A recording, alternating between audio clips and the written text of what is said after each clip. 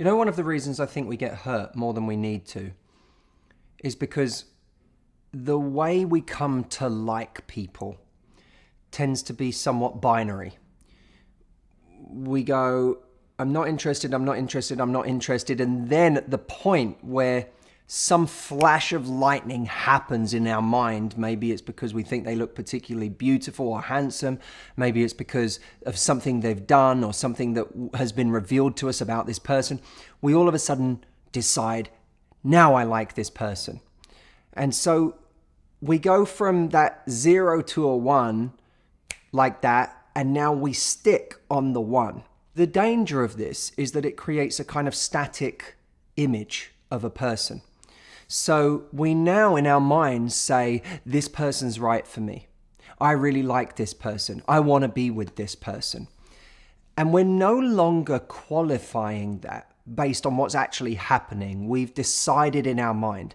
So now what we're trying to do is make reality fit to the vision that we have in our mind. I'm interested in looking at all of the little moments, the scenarios that happen between you and another person that become signposts for whether this person is actually right for you.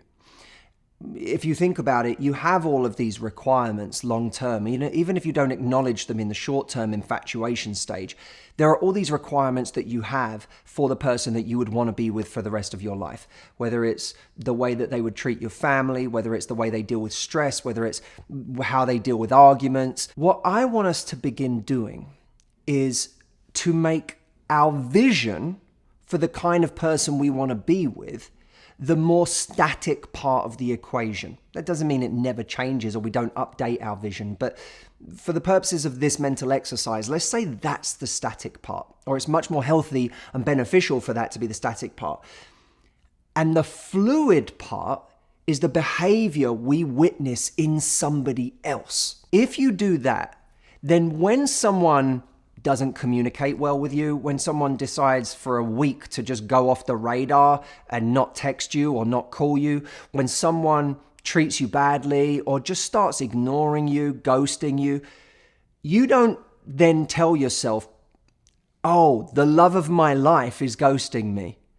You start to say, oh, they're ghosting me, so I don't think they're the love of my life. But if in those binary terms you've decided this is my person, this is the person I want to be with, then the fluid part becomes your vision, becomes your boundaries, becomes what you will and won't accept, what behaviors you'll justify. And that's a very dangerous thing because I've made you the certain part and the uncertain part is how I should be treated or what kind of relationship I have. So now the compromise becomes all of my needs, not you.